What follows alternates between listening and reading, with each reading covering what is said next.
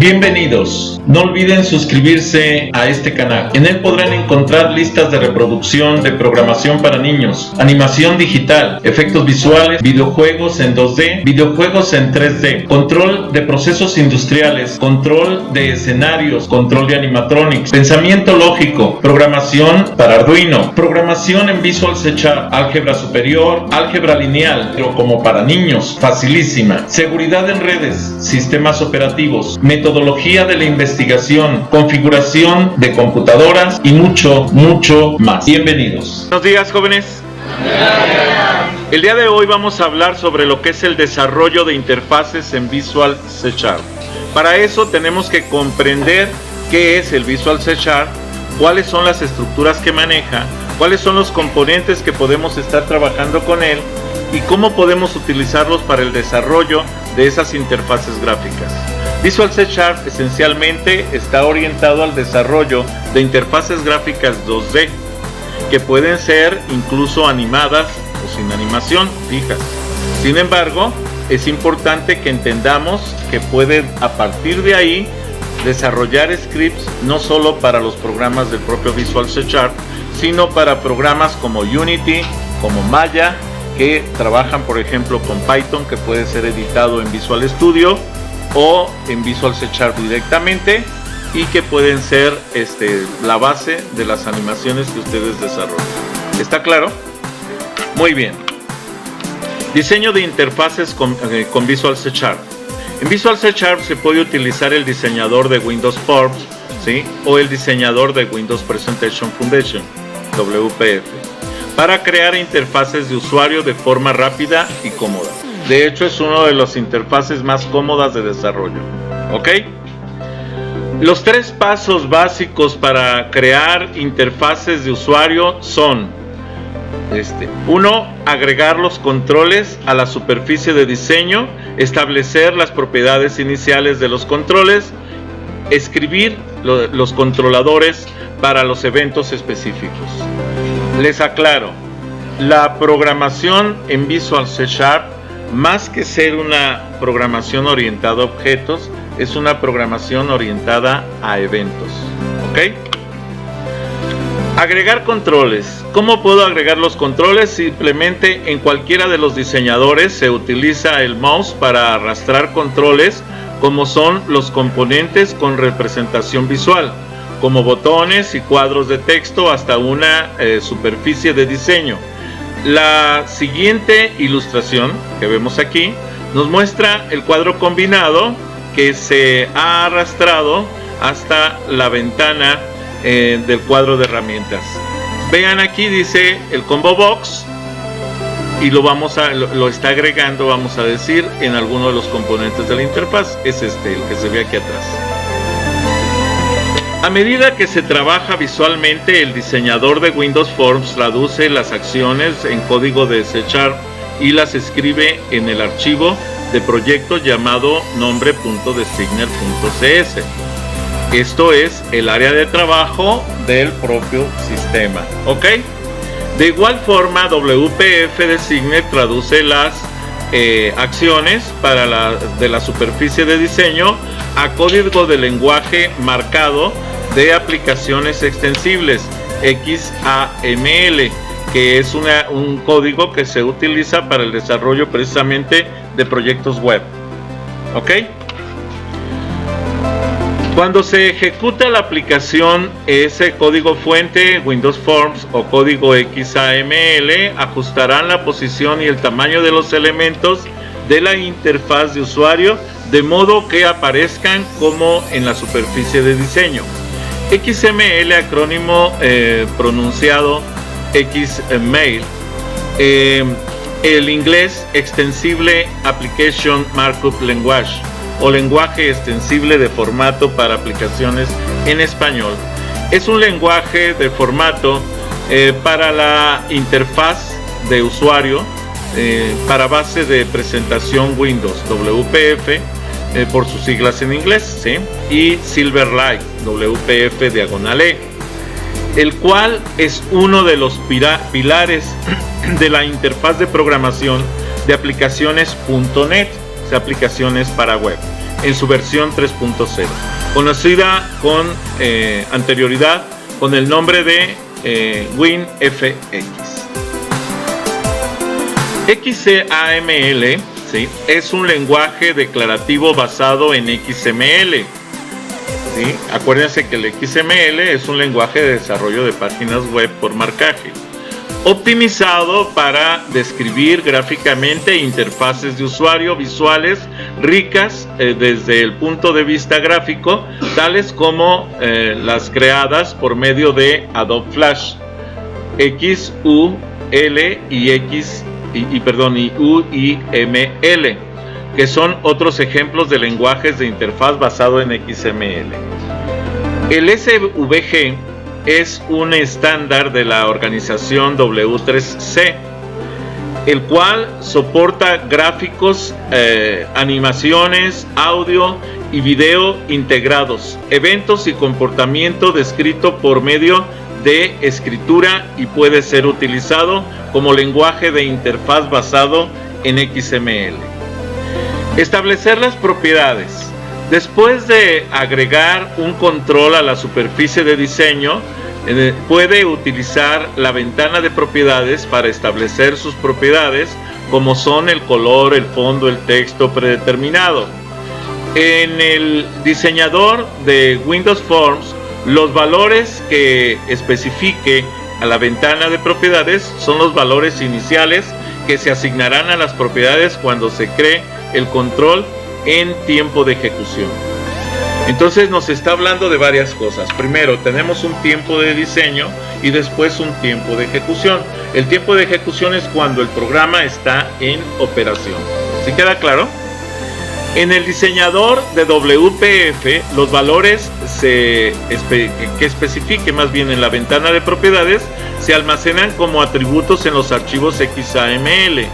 O sea, en la ventana. Recuerden que cuando creamos un archivo XML, se crean las marcas en donde me dice si es título, si es contenido, qué color tiene, etcétera. Son marcas que van siempre entre los signos mayor y menor.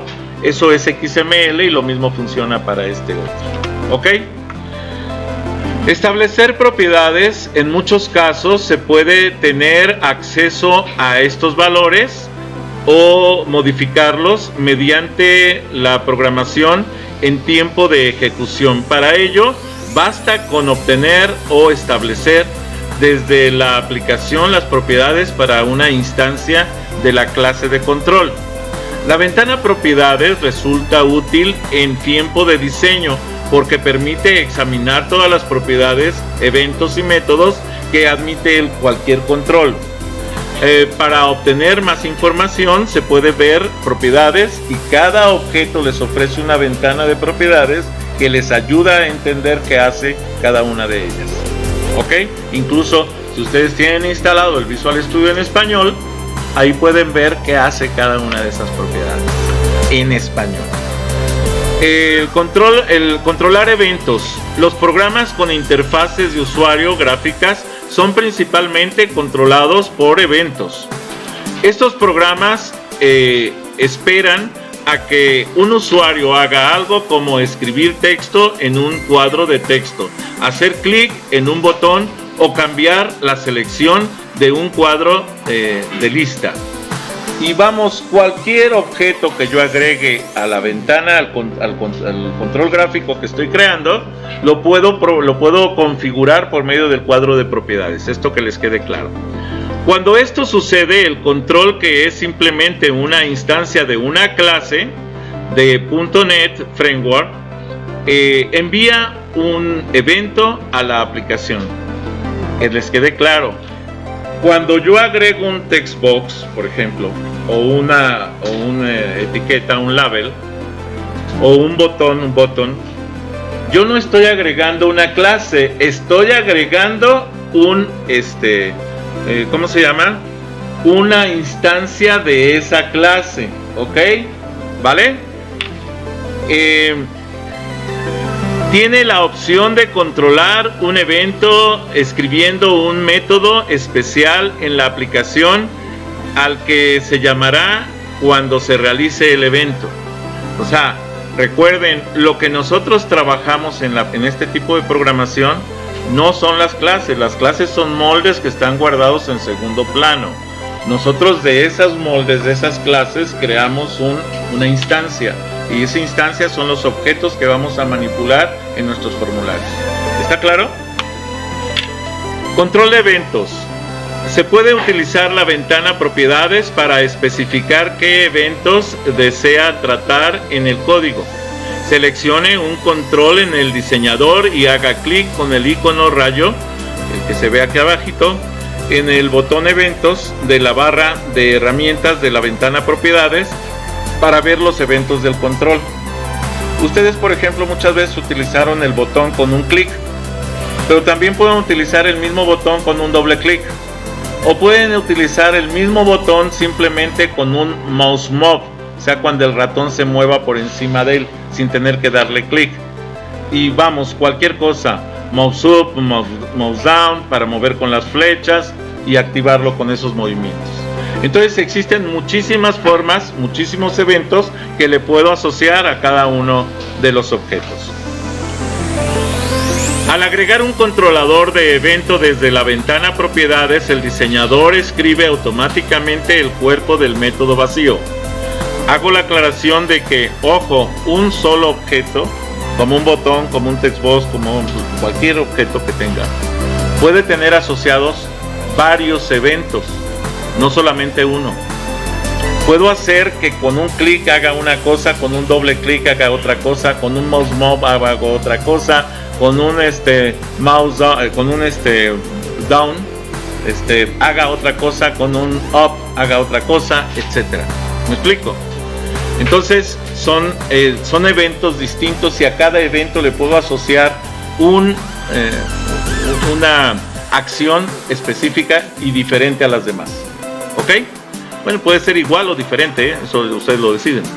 Deberé escribir el código de manera que el método haga algo útil. La mayoría de los controles generan muchos eventos, pero normalmente una aplicación solo tendrá que tratar algunos de ellos o incluso solo uno. Por ejemplo, probablemente tenga que controlar el evento clic de un botón, pero no su evento, sys-chang, o sea, el cambio de tamaño, ¿sí? A menos que desee realizar una acción cuando cambie el tamaño del botón. Y entonces también puedo utilizar el cambio del tamaño de un objeto para que realice otra acción distinta. También ese es un evento. Espacios de nombres. El espacio de nombre es el área de almacenamiento de nuestro proyecto. Los espacios de nombres son un modo sencillo y muy eficaz de tener absolutamente todas las clases perfectamente organizadas, tanto las que proporciona el .NET Framework como las que podamos escribir nosotros. Podemos verlo verdaderamente claro con echar un simple vistazo al explorador de objetos de Visual Studio.net. Menú ver, otras ventanas, examinador de objetos o bien la combinación de teclas Control Alt J, que también me lleva a lo que es el examinador de objetos. ¿Ok?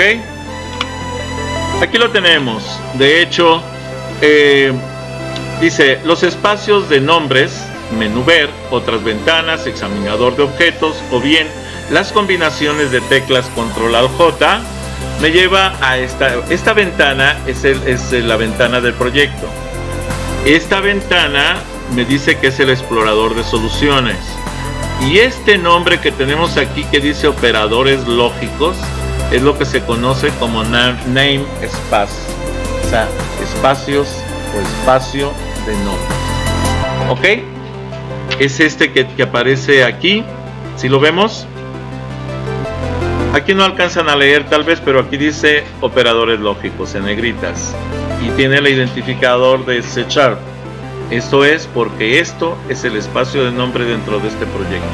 El proyecto yo le estoy poniendo el mismo nombre, operadores lógicos, y aquí dentro de ese está el espacio de nombres en donde se va a guardar toda nuestra información del proyecto. ¿Está claro? A la izquierda dice, es toda la biblioteca de las clases de .NET Framework. Están completamente organizadas en un árbol, de modo que todas ellas están fuertemente estructuradas. En este árbol podemos definir nuestros propios espacios de nombres, aun cuando no pertenezcan al espacio de nombres de Visual Studio. El programador puede definir sus propios espacios de nombres. De hecho, yo acostumbro aquí quitar los programas base que me ofrece el sistema, que es el Program CS, por ejemplo, uno de ellos, y el Form 1, los quito y agrego carpetas contenedoras.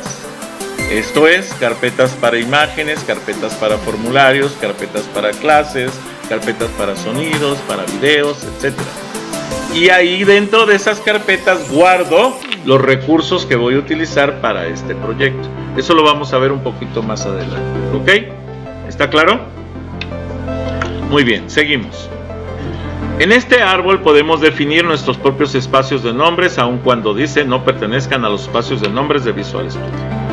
Bueno, las ventajas de los espacios de nombres. La fuente de estructuración y sobre todo las posibilidades de usar varias clases distintas con el mismo nombre en un mismo programa. Si los espacios de nombres son diferentes, ¿sí?, no hay ningún problema porque no se van a confundir. Ahora, si yo creo carpetas, yo puedo tener los mismos nombres dentro de cada carpeta y la máquina no se va a confundir porque las direcciones son diferentes. ¿Ok?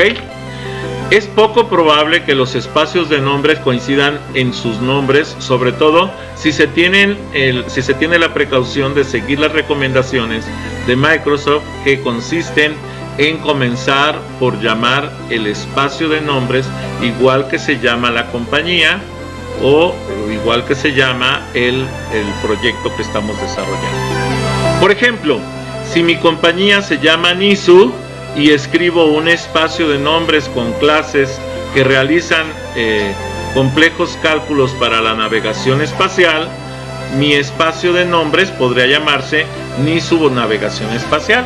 Y de esa manera queda estructurado un espacio de nombres perfectamente identificado a quién pertenece o a qué compañía pertenece y además qué es lo que hace. ¿Ok?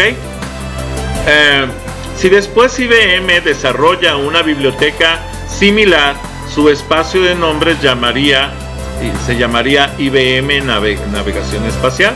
Entonces vamos a tener un proyecto de navegación espacial de NISU, otro proyecto de navegación espacial de IBM, y así sucesivamente podemos tener N proyectos de navegación espacial que después se pueden conjuntar todos ellos, sumarlos todos para generar una aplicación muy grande, ¿sí?, y con muchísimas prestaciones.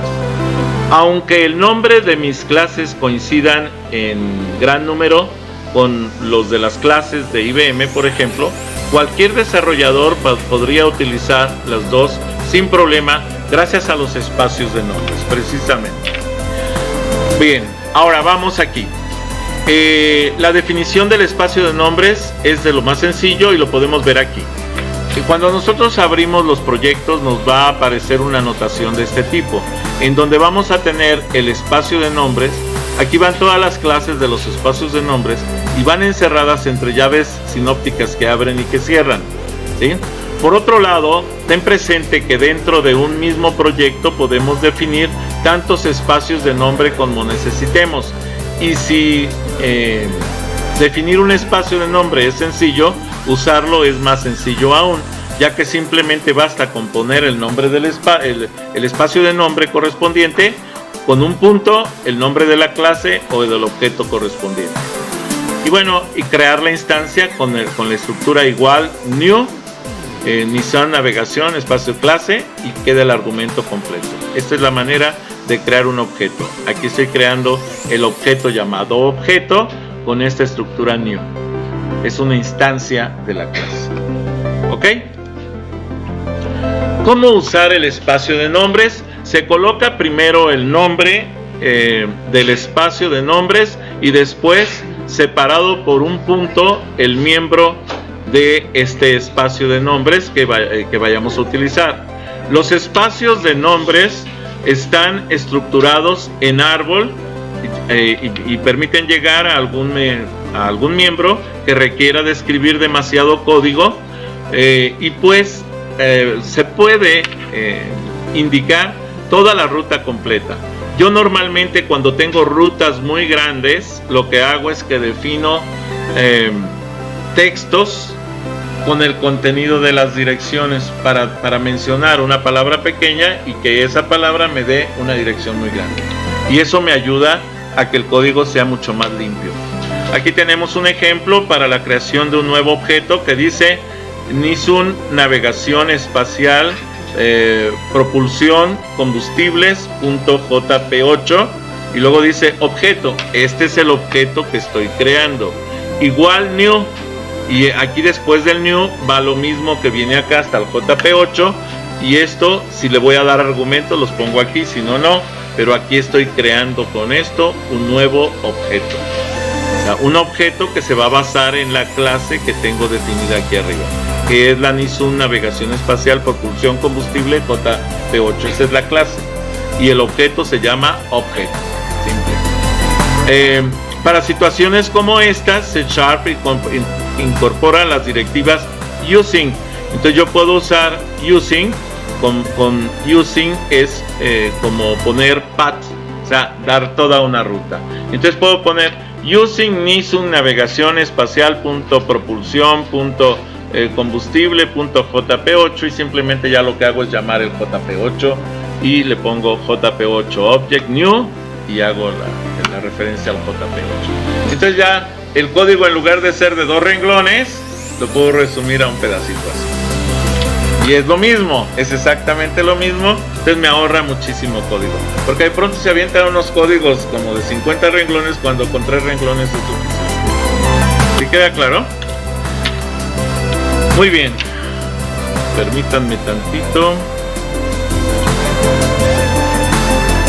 ¿Dónde colocar los espacios de nombres? Los espacios de nombres solamente se pueden colocar o bien al principio del programa, con lo cual afectaría a todos los espacios de nombres que defina en dicho programa, o bien dentro de los espacios de nombres, pero siempre antes de cualquier definición de un miembro de dicho espacio de nombres, con lo cual afectaría solamente los miembros del espacio de nombres al cual estamos haciendo referencia. Aquí tenemos un ejemplo y dice using consola igual system.consola, name espacio 1, write line hola. ¿En dónde va a escribir este hola? En la consola, porque aquí estoy declarando la consola. Entonces name espacio 2, write line hola otra vez. ¿Dónde va a escribir este hola otra vez? Otra vez en la consola, porque lo tengo definido aquí arriba. Name espacio 1, using consola system console. Ojo, aquí está fuera está abarcando todo. Acá está dentro, por tanto solo va a afectar la siguiente línea, y aquí se escribe en consola. Pero si yo me voy acá y le pongo otra vez este espacio 2 y le pongo write line hola otra vez, aquí saltaría o te pondría un error, porque no está declarado fuera, por tanto este namespace no está siendo utilizado, no está siendo afectado por el console. ¿Ok? ¿Dónde colocar los espacios de nombres? En el primer caso no saltaría ningún error, ya que writeLine es un método static de la clase system_consola y using afecta a los dos espacios. Mientras que en el segundo caso que les explicaba, sí nos brincaría un error. ¿Por qué? Porque simplemente no está afectando el espacio de nombres 2, nada más el 1. Entonces va a funcionar el 1, pero el 2 no. ¿Ok? Ejemplo de un programa utilizando constantes y variables. Using system, namespace, circunferencia 1, class, circunferencia app. Es la aplicación que estoy creando con una clase. Public static void main, programa principal. Const doble pi, estoy creando una constante de tipo doble porque tiene decimales y se llama pi. Y esto va a ser igual a 3.141592.6. Esta es una constante. De tal manera, luego estoy definiendo un doble radio igual a 4. Esto es una variable. Yo puedo cambiar este valor cuantas veces quiera dentro del proceso. Este no, porque está declarado como constante. Console write line, el primero de la circunferencia de radio, ¿sí? Y aquí pongo este 0, que significa que le des el radio. Y pones el resultado, que es precisamente la operación que está explicada aquí, que es 2 por pi por radio. ¿Ok? Y la otra viene console write line, el área del círculo radio fulano, que ese es el radio que le di, es 1, que es la operación pi matemático, que es eleva a la potencia 2 el radio, pi por radio al cuadrado. Entonces aquí tenemos el área y aquí tenemos el perímetro, y este es un ejemplo de cómo se llevan a cabo las operaciones vamos a decir, la forma de realizar operaciones en consola dentro de este esquema. El próximo video vamos a ver esta parte de cómo empezar estas estructuras. Los indicadores, al igual que las clases, también tienen modificadores de acceso. Si se pone, ha de colocarse en primer lugar. Si no se pone, el compilador entenderá que es private, o sea, lo toma como privado y solo va a funcionar para ese esquema, no lo toma público.